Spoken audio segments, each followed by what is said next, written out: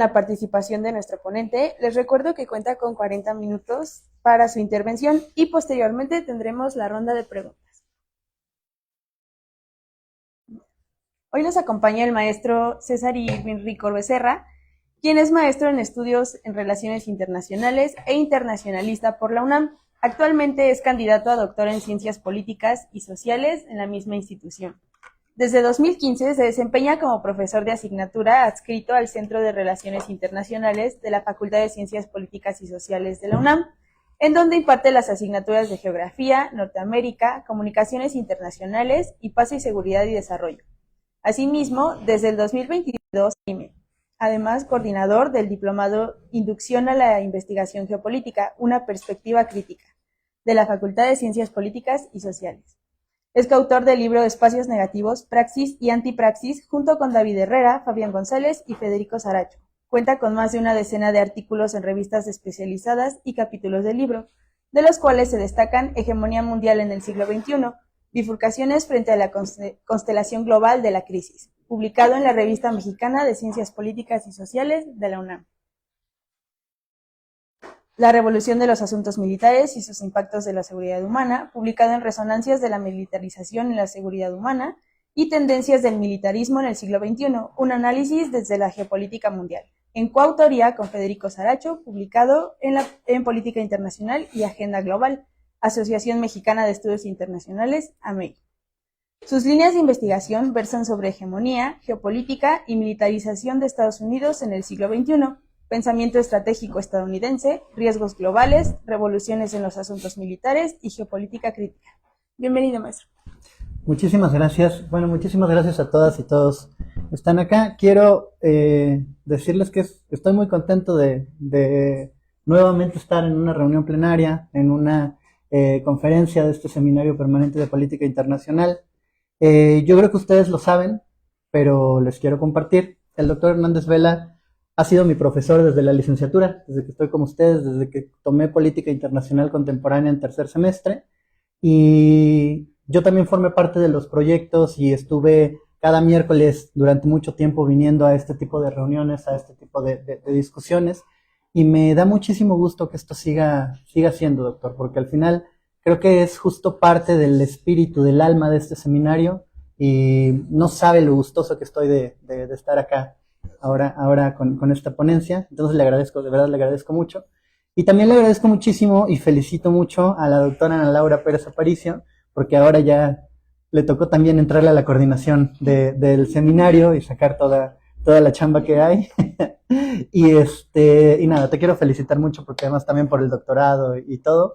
Ana y yo somos compañeros de generación, entonces justo entramos a los proyectos juntos y pues es un recorrido de mucho tiempo también, entonces es muy bonito realmente poder estar aquí, poder recordar tanto, poder sentirte tan en familia, a pesar de que ya llevo un rato que no estaba aquí en la sala G7 con ustedes. Entonces de verdad estoy muy contento por eso, y también estoy muy contento de que se me permita la oportunidad de compartirles a ustedes pues un poquito de lo que he estado haciendo en la tesis de doctorado, que ya estoy concluyendo.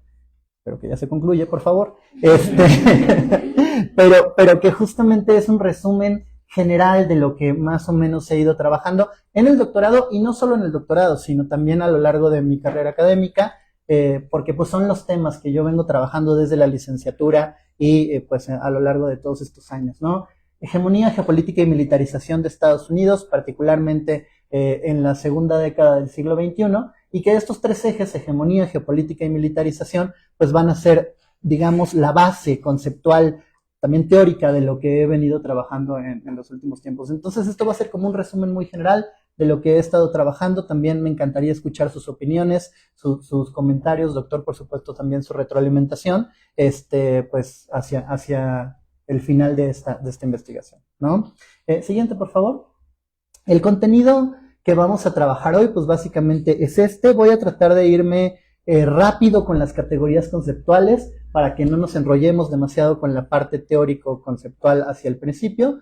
Vamos a pasar revista de un proceso que a mí me parece fundamental, que es la revolución de los asuntos militares. Pasaremos entonces ya a las grandes tendencias de la militarización global de los Estados Unidos, que digamos que es la parte nuclear de esta investigación, y cerraremos ya sobre final, hacia las conclusiones de la ponencia, pues hablar un poquito de los escenarios que podríamos tener frente al regreso de Donald Trump ahora en 2025. Entonces, por favor, siguiente. El planteamiento general del que partimos es de la existencia de una crisis de hegemonía. Una crisis de hegemonía que no refiere a un declive generalizado de Estados Unidos como superpotencia y que tampoco refiere a esta idea de una caída de un imperio y la suplantación de este por otro, ¿no? No es un asunto de que Estados Unidos ya está en su lecho de muerte y entonces está cayendo a pedazos y ahora China viene revolucionando el siglo y todo este tipo de cosas, sino más bien es un planteamiento de una crisis de hegemonía mucho más compleja. Una crisis de hegemonía que atraviesa la crisis de este americanismo como forma de modernidad. El americanismo mal dicho como tal, porque sabemos que estamos hablando de los Estados Unidos y no de América en general, pero como incluso en el lenguaje, en la narrativa, se plantea esta idea de lo americano como parte de esa hegemonía mundial de los Estados Unidos. Y entonces, ¿cómo se presenta una crisis de este llamado sueño americano, de este llamado modo de vida americano, de estas formas de modernidad que de pronto también definen mucho de la cotidianidad social, económica, política, cultural, tecnológica de los pueblos alrededor del mundo, y cómo las intensas contradicciones y tensiones de este modo de vida son lo que representan buena parte de esta crisis de hegemonía? Si a esto le agregamos además la renovación de una competencia geoestratégica mundial, ahí sí, en donde poderes como China, como Rusia, como algunos otros actores internacionales pues están incidiendo cada vez más en esta lógica de competencia, pues tenemos una agudización de estas formas de crisis que ya se vienen presentando y por lo tanto la necesidad de los Estados Unidos de presentar una rearticulación de su diseño geopolítico. Una rearticulación que obedezca a las grandes transformaciones globales que vienen aconteciendo, pero también que profundice, digamos, estas formas de producción y de reproducción del propio espacio global en función de su hegemonía.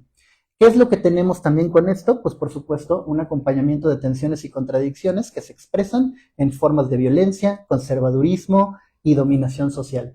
La llegada de Donald Trump al poder, no esta sino la primera, digamos, también es parte de esa crisis de hegemonía, de esa crisis en la construcción de consensos, la imposibilidad en Estados Unidos de generar una fuerza política contraria o que al menos le haga realmente competencia a este conservadurismo de Trump, me parece que es también signo de esta crisis y bueno, lo podemos ver en el día a día, en la cotidianidad de una sociedad enferma, de una sociedad profundamente dolida, de una sociedad que está fragmentada en todos los sentidos, de clase, de género, de etnia, de un montón de situaciones que hoy definen a los Estados Unidos en esta situación de crisis. Bueno, ese es el planteamiento general. Partimos de este contexto para tratar de entender cuáles han sido las rearticulaciones del diseño geopolítico, particularmente de cara a esa crisis de hegemonía y haciendo énfasis en los despliegues militares de los Estados Unidos. Siguiente, por favor. Ahora, ¿qué entendemos por hegemonía? E insisto, sin tratando de ser lo más concreto posible acá, ¿no? La hegemonía la retomamos mucho desde las visiones gramscianas, ¿no? Esta idea de cómo se generan disputas por visiones de mundo y se genera también el triunfo de ciertas estrategias por encima de otras que van naturalizando, normalizando una forma de entender la realidad, una forma de entender el mundo, valores, ideologías, imaginarios, sentidos comunes que se van reproduciendo cultural, ideológicamente en las propias relaciones sociales.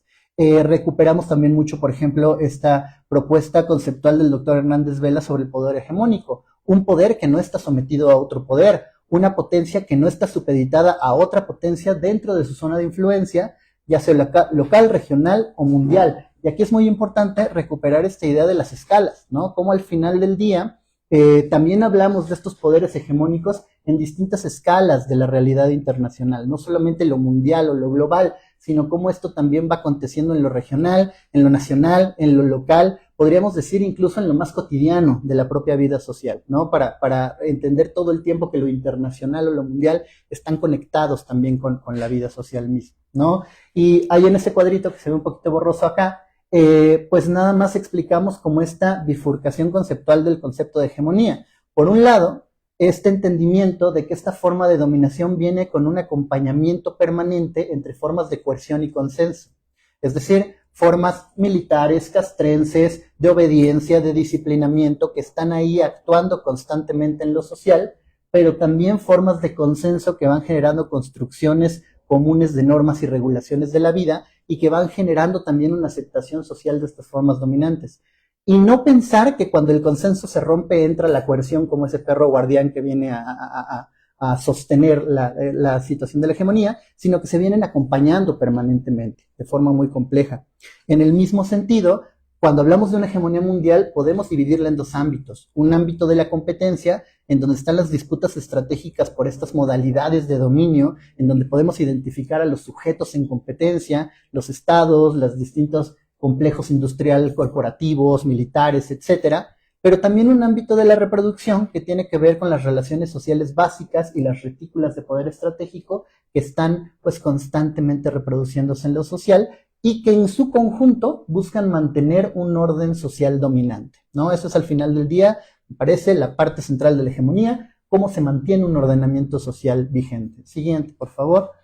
La geopolítica, no voy a profundizar mucho en esto, nada más mencionar que se entiende en una doble dimensión, como praxis dominante y como saber estratégico, es decir, no es nada más como estas intenciones imperialistas de los estados que rigen en la llamada geopolítica clásica, sino también una forma de conocimiento estratégico que incide en la forma en la que se producen socialmente los espacios. Recuperamos también mucho estas ideas de la producción social del espacio para mencionar que a través del espacio se domina y que esta dominación también hace del espacio pues un medio muy efectivo de control social y que entonces va generándose esto, como lo mencionábamos ya, en distintas escalas, interacciones locales y globales que van constantemente retroalimentándose. Siguiente, por favor. Y bueno, finalmente la militarización como un proceso sociopolítico muy complejo, ¿no? A mí me parece que de pronto se ve a la militarización simplemente como la presencia de tropas y de elementos militares en el espacio público o como políticas de armamentismo y gastos de defensa aplicados a la cuestión de seguridad nacional. El militarismo me parece que va mucho más allá, la militarización, perdón, me parece que va mucho más allá y que se convierte en un proceso social muy complejo que va ocupando espacios políticos, económicos, sociales, etcétera, dentro de la misma configuración de lo social y que va teniendo resonancias en esa vida cotidiana de las distintas sociedades, ¿no? Aquí distinguimos entre militarización y militarismo. Primero la militarización como este proceso estratégico que les comento y el militarismo como un acompañamiento ideológico, estas figuras que de pronto aparecen en la cultura popular, en los consumos constantes que tenemos también de, no sé, películas, marcas, etcétera, y que nos van creando valores de una cultura de la violencia que reproducimos a veces sin darnos cuenta, ¿no? Podríamos hablar muchas horas de esto, pero bueno, y esto va generando entonces algo que denominamos como una infraestructura social, es decir, la militarización como uno de los elementos que sostienen a lo social y que se va, digamos, asentando en la territorialización de dinámicas militares en la vida política, económica y social de las distintas sociedades, promoviendo formas de supeditación y dependencia, pero también de dominación y de violencia en todos los sentidos, y llevándonos a esta reflexión que Michel Foucault haría en 1974, invirtiendo el aforismo de Clausewitz, diciendo que hoy la política se presenta como continuación de la guerra por otros medios. Es decir, cómo estas formas bélicas, estas formas de guerra se reproducen también en el quehacer político y hoy lo podemos ver en términos sociales. Bueno, siguiente, por favor. Con todo esto, pues explicar un poquito lo que es, lo que se entiende por hegemonía, geopolítica y militarización. Llevado a lo concreto con algo que conocemos muy bien en la carrera y que desde política internacional hemos visto de manera muy, muy profunda, esto se va a ver reflejado en el mapa del mundo y en la forma en la que se configuran los espacios y las relaciones sociales de poder en escala global. Lo que ustedes pueden ver ahí es un mapa de David Vine en donde se representan las instalaciones militares que tiene Estados Unidos en 1939. Recordemos que para 1939 Estados Unidos ya había ganado la guerra hispanoamericana en 1898, le había ganado territorios insulares, España, en el Pacífico, en el Caribe, ya estaba construido el canal de Panamá, que hoy vuelve a ser tan importante por las declaraciones de Donald Trump, todo este tipo de cuestiones, ya se había comprado Alaska en 1867 a Rusia, y entonces lo que tenemos para 1939 es una presencia militar global destacada en este tipo de espacios, en los espacios que se habían ganado hacia el momento y que permitían a Estados Unidos una expansión marítima para abrir el comercio con Asia y, digamos, el control hemisférico también de América. Con la Segunda Guerra Mundial, con el fin de la Segunda Guerra Mundial y el inicio de la competencia bipolar, sabemos muy bien que cambia todo el ordenamiento mundial, y en este cambio de ordenamiento tenemos también un cambio en la lógica de militarización global de los Estados Unidos alrededor del mundo. ¿Podemos darle a la siguiente, por favor? Vamos a ver entonces que en esta competencia bipolar con la Unión Soviética va a haber una explosión en términos de las instalaciones militares que Estados Unidos va a tener alrededor del mundo, llegando a tener alrededor de 1.300 instalaciones militares desplegadas por todo el orbe, y por supuesto respondiendo a esto que conocen ustedes muy bien de la política de la contención y de la disuasión en un sentido estratégico para confinar a la Unión Soviética en esa zona de influencia. Por supuesto que la firma de los acuerdos, de los pactos de seguridad y militares en Europa, en América, en Asia, etcétera, se traduce, entre otras cosas, pues en una infraestructura militar global que empieza a determinar también los quehaceres del mundo y que empieza también a revelar los signos militaristas de esta hegemonía en una confrontación directa con su contraparte soviética, ¿no? Entonces, este es, digamos, el ordenamiento mundial en términos militares, la forma en la que se representa este ordenamiento geopolítico desde esta hegemonía mundial. Y pasamos a la siguiente. Esto para contextualizar cómo se nos viene esta idea de la revolución de los asuntos militares. La revolución de los asuntos militares es un cambio profundo en la forma de conducir la guerra, que va a ser impulsado por avances tecnológicos, doctrinas estratégicas y transformaciones organizacionales que generan un salto cualitativo en la capacidad militar. Esto empieza a pasar en los años 70 y 80 como respuesta a las grandes crisis de sobreacumulación que se vienen dando en el capitalismo global y a la par de otro tipo de revolucionamiento de las fuerzas productivas. La revolución posfordista, por ejemplo, la revolución logística global, se empieza a utilizar el contenedor como esta forma predeterminada para el comercio mundial, las grandes cadenas globales de valor, el método justo a tiempo para poder, digamos, tener una forma de producción mucho más digamos, efectiva, una revolución neoconservadora que conocemos perfectamente con figuras como Ronald Reagan o Margaret Thatcher, que en lo económico se asientan como en un sentido neoliberal, pero que en lo político y en lo social revelan un rostro profundamente conservador, y por supuesto una revolución tecnocientífica que nos empieza a colocar dentro de los debates de la era global, de la sociedad de la información y el conocimiento, de todo este tipo de cosas que también Ana Laura maneja perfectamente, y que esto nos va dando también un correlato en términos militares, en términos bélicos, en esta revolución de los asuntos militares, que es resultado directo de otras revoluciones a lo largo del siglo, ¿no? Si le podemos dar a la siguiente, bueno, la revolución de los asuntos militares, entonces, no es única, digamos, en el largo siglo XX, sino que viene como resultado de otras revoluciones que se dan, por ejemplo, en la Primera Guerra Mundial, con la artillería, el transporte aéreo, la radiodifusión y demás. En la Segunda Guerra Mundial, por supuesto, con el armamento nuclear que revoluciona toda la forma y el paradigma de seguridad global. Y en la actualidad con tecnologías digitales, cibernéticas, algorítmicas, de localización y de todo esto. Es muy importante aquí hacer énfasis en que la revolución de los asuntos militares no es solamente un asunto tecnológico. La aplicación de innovaciones tecnológicas es uno de los elementos, pero siempre tiene que venir acompañado de cambios profundos en la naturaleza de la guerra y de una alteración del carácter y de la conducción de operaciones militares que vayan configurando una nueva visión estratégica. Por lo tanto, la revolución de los asuntos militares que inicia hacia estas últimas décadas del siglo XX es una revolución no acabada que en la actualidad sigue existiendo y que se sigue llevando a cabo en torno, podemos darle a la siguiente, a este tipo de elementos, un redireccionamiento de la producción armamentista hacia tecnologías de precisión, sistemas de información e innovaciones tecnológicas, una transición en el entendimiento del riesgo, de la amenaza y de los enemigos, en donde la preeminencia de la amenaza social y difusa se vuelve una prioridad.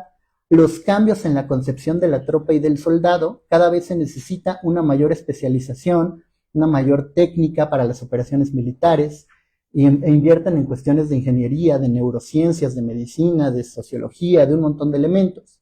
Y una transición geopolítica hacia nuevos dominios y espacios estratégicos que ofrezcan nuevos accesos globales para el control de lo social. Y aquí es donde podemos meter al ciberespacio, por ejemplo, y aquí es donde podemos meter... Se enojó la tecnología por estar hablando mal.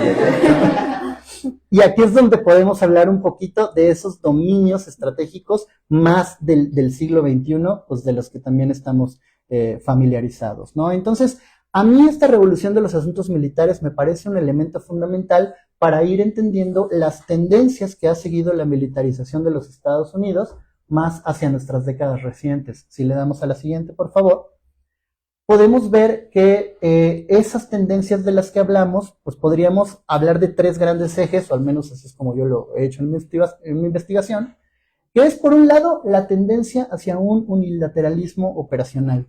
El doctor Hernández Vela siempre recupera una frase muy característica de los Estados Unidos, que es: actuaremos en conjunto cuando podamos y actuaremos solos cuando debamos, ¿no? Creo que esta máxima refleja mucho de esta tendencia hacia la idea de que hoy parece que los Estados Unidos están buscando volverse autónomos operacionalmente en términos militares, concretando su propia estrategia incluso por encima de los sujetos aliados y replegándose estratégicamente de ciertas instalaciones militares en ciertos espacios específicos, ya sea por constreñimientos políticos, costos económicos y movimientos sociales. Dicho esto, simplemente podría parecer que Estados Unidos se está retirando militarmente del mundo, pero ahorita vamos a ver que no es así, ¿no? De hecho, tal vez todo lo contrario, ¿no? La tendencia, segunda tendencia, hacia un uso de infraestructuras móviles que va a privilegiar procesos de circulación y de comunicación, particularmente a partir del posicionamiento en espacios insulares y una forma de instalación que ahora hablaremos un poquito más, que son los llamados nenúnfares. Y finalmente, una transición hacia un paradigma de guerra multidominio, en donde lo que se busca es el acceso al dominio de lo social a través de todos estos elementos tecnológicos de los que ya hemos hablado, y que en conjunto me parece que están representando una visión estratégica de toda la geografía de la militarización mundial. Si podemos darle a la siguiente, nuevamente tenemos un mapa de David Vine, en donde se representan cartográficamente las instalaciones militares hacia el año 2020. Si lo comparáramos con el de la Guerra Fría, veríamos que se han reducido en número y que ahora tenemos alrededor de 800 bases militares desplegadas en más de 70 países. Insisto, visto de esta manera en un sentido como de acupuntura, podríamos decir, pues hay menos puntitos que en el anterior, ¿no? Y como hay menos puntitos que en el anterior, entonces seguramente estos se están replegando porque están en una crisis tremenda y se está cayendo su imperio y demás. Pero este mapa tendría que contemplar algunos otros elementos. Si le damos a la siguiente, que aquí esto definitivamente no se va a ver, pero les cuento de qué va para allá. La primera muestra una gráfica de la presencia de las tropas estadounidenses en el extranjero de 1950 hacia 2021. Y seguramente lo que ven ahí son nada más como unas barras rosas que están unas más grandes que otras. Bueno, esas barras rosas, las primeras, representan la presencia militar de Estados Unidos en el extranjero, primero en el periodo de la Guerra Fría, de 1950 a 1973. Es el momento de mayor militarización de Estados Unidos en el mundo. Después, con los acercamientos paulatinos que se van a dar a partir de la segunda mitad de los 70s, va a haber una reducción significativa de la presencia militar y de los despliegues estratégicos en el mundo. En los 90s viene todavía una mayor reducción, y si le podemos bajar un poquito a la gráfica, vemos cómo en los años 2000, por supuesto, que en el contexto de la guerra contra el terrorismo, del ataque terrorista del 2001 y demás, hay un repunte y después viene como otra disminución. Si le agregáramos el 2022 y 2023 a esta gráfica, veríamos un repunte. ¿Por qué? Por la guerra en Ucrania, ¿no? Por la guerra en Ucrania, de pronto vuelve a haber tropas desplegadas, sobre todo en las fronteras estratégicas de Europa, vinculadas con la OTAN, por supuesto, y ahí podríamos complementar este gráfico. Y si le damos al mapita de al lado, vemos que los países que tienen mayor presencia militar de los Estados Unidos actualmente son Alemania en primer lugar y Japón en segundo lugar. No me parece coincidencia que sean justo estas cabezas de puente que lo que hacen es rodear el espacio euroasiático, muy en una lógica de Zbigniew Brzezinski, que decía: tenemos que tener esos accesos a Eurasia por Europa y por el continente asiático para poder controlar, digamos, territorialmente toda esta cuestión, ¿no? Le damos a la siguiente, por favor, porque este mapa sí me parece que es bien importante y bien interesante también, que son las protestas y los movimientos sociales en contra de la militarización estadounidense a lo largo de los años de 1950 a 2020. Con una cruz están marcadas aquellas instalaciones que fueron desmanteladas, ya sea por cuestiones políticas. Por ejemplo, es muy recordado este episodio del gobierno de Ecuador con Rafael Correa, en donde se exige la desinstalación de la base aérea de Manta, en Ecuador, pero también de movimientos sociales que presionan por la necesidad de que se salgan este tipo de instalaciones. En Okinawa tenemos ejemplos de ello, en Seúl tenemos ejemplos de ello, en Vieques, en Puerto Rico, también tenemos ejemplos de ello, y vaya, hay que decirlo, no como un asunto necesariamente de que la lucha social conquiste la forma militar, sino como la lucha social genera presiones para que se tomen decisiones estratégicas de repliegue en ciertos espacios determinados a partir de costos y beneficios, ¿no? Pero es muy importante entonces ver cómo si ha habido protestas sociales en torno a esto y si han logrado pues ciertos éxitos a lo largo de los años. Siguiente, por favor. ¿Y cómo vamos uniendo estas tendencias del repliegue estratégico hacia un reposicionamiento estratégico también? Aquí tenemos un mapa de las islas estratégicas que han sido remilitarizadas a partir de este repliegue estratégico. Particularmente islas como Diego García, por ejemplo, en el Océano Índico, se vuelven sumamente importantes en torno al ordenamiento geopolítico actual por la competencia de espacios con China, por ejemplo, pero también por la definición de nuevas formas estratégicas pues, a lo largo y ancho del mundo. Y esto, si lo podemos complementar, siguiente, por favor, con una estrategia de los llamados nenúfares, lilipads en inglés, ¿no? Que son infraestructuras militares que son tan pequeñas que son muy difíciles de detectar y que utilizan, por ejemplo, aeropuertos abandonados o puertos abandonados o refugios en distintas montañas, que lo que les permite es tener una mayor circulación y movilidad en espacios específicos y en perímetros estratégicos. Vemos, por ejemplo, cómo el despliegue de estos nenúfares ha sido principalmente en territorios como el africano, un territorio en donde Estados Unidos no cuenta en su mayoría con una presencia militar permanente, se tiene la base de Camp Lemonnier en Djibouti, pero que busca pues justamente hacer un contrapeso a la presencia de otro tipo de potencias en el territorio a partir de esta lógica móvil y de circulación. Siguiente, por favor, y ya para acercarnos hacia el final, cómo la otra tendencia tiene que ver con la guerra multidominio, con esta articulación de los distintos dominios de la guerra, tierra, mar, aire y recientemente espacio cibernético, en una racionalidad logística que lo que nos permite es tener una visión estratégica sobre las operaciones militares, tanto en tiempos de paz y en tiempos de guerra. ¿Cómo? Coordinando la sinergia de estas operaciones a través de los distintos dominios y obteniendo ventajas competitivas sobre el adversario, operando de manera efectiva y logrando resultados estratégicos. Esta guerra multidominio siguiente, que insisto, se despliega en estos espacios estratégicos, que tienen mucho que ver también con la lógica de espacios comunes que hemos discutido mucho aquí en el seminario de relaciones internacionales, pues responde también a esta necesidad de replantear los esfuerzos militaristas hacia un dominio de lo social, articulando, digamos, las distintas capas en una forma volumétrica de dominación de lo militar. Y siguiente, por favor, que insisto, nos lleva hacia la idea de lo social, ¿no?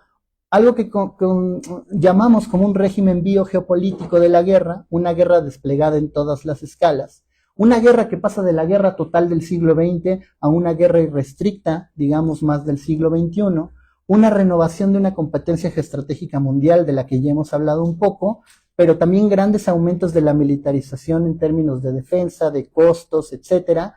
Por supuesto, el surgimiento de inteligencias artificiales, sistemas algorítmicos, formas de seguridad cibernética que hoy también se articulan en esta lógica de la guerra, y algo con lo que yo también voy cerrando en la parte de la investigación, que son las lógicas de combate urbano. Cómo hoy se despliega la guerra en espacios densamente poblados, en espacios urbanos, en donde es muy difícil que un ejército convencional entre y tenga éxito en sus propias operaciones, en espacios en donde las personas tienen acceso a internet, acceso a las telecomunicaciones, en donde es muchísimo más fácil de pronto grabar y subir a la red algo que está pasando en la propia guerra, que no pasaba hace 10 o hace 15 años, por ejemplo, formas en las que se va complejizando también el combate cuerpo a cuerpo y se va llevando a una lógica también tecnológica en términos de la propia guerra.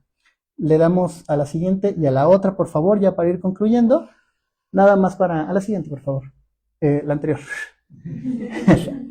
Nada más para hablar un poquito de lo que podríamos esperar, que esto ya es un ejercicio medio prospectivo, adivinatorio, si se quiere, Con Donald Trump, ¿no? Por supuesto, tenemos el regreso de Donald Trump, es la noticia de los últimos días. Hemos escuchado lo que ha dicho, hemos escuchado lo que quiere hacer con el Canal de Panamá, lo que quiere hacer con Groenlandia, según lo que dice, lo que quiere hacer con las deportaciones masivas. En este primer día de gobierno, bueno, en este segundo día, ya firmó quién sabe cuántos decretos presidenciales, en uno de ellos declarando una emergencia de seguridad en la frontera sur. Todo este tipo de cosas que nos llevan a pensar que parece que van a ser 4 años de una política agresiva y de una forma militarista también de llevar estas relaciones internacionales. Podríamos tener un primer escenario con una política intervencionista, un retorno de este imperialismo duro, una proyección dura de la hegemonía, pero que también tendría grandes costos económicos, políticos y sociales. Hay que recordar que Estados Unidos no está en su mejor momento en términos económicos, políticos y sociales, entonces esto podría ser también muy riesgoso. Por otro lado, tal vez tener una política aislacionista, repliegues estratégicos a gran escala, desinstalación de infraestructuras militares que lleven a políticas de seguridad más enfocadas en la propia región. Yo no creo que esto tampoco vaya a pasar, ¿no? Tal vez ciertas lógicas de repliegue estratégico que serían complementadas con lo que ya hemos mencionado de estas nuevas formas multidominio de la guerra. Y otro escenario que creo que podría ser más factible, una política global militarista que combine la presencia militar global, los repliegues estratégicos y la securitización de las fronteras globales en una lógica de renovación hegemónica mucho más dura. Habría que pensar, por ejemplo, en qué significa la designación de Ronald Johnson como embajador de Estados Unidos en México, un tipo que formó parte del Comando Sur, que formó parte de la CIA, que es parte de la Marina de los Estados Unidos y que hoy va a ser el embajador en nuestro país. Y pues eso nos está dando un poco la pista de este militarismo en términos ideológicos con los que se va a llevar a cabo también la propia política exterior de Estados Unidos. Siguiente, por favor. Y bueno, con eso yo concluiría el día de hoy. Les agradezco mucho por su atención y pues ojalá escuchar sus comentarios. Muchas gracias.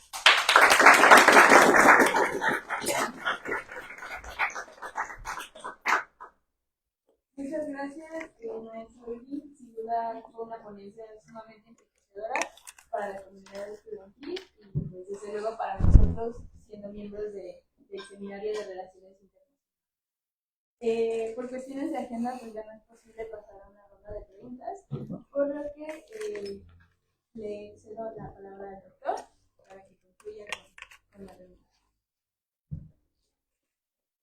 Yo quisiera primero oírlos a ustedes. Sí, yo estoy fascinado, como siempre, pero más que otras veces,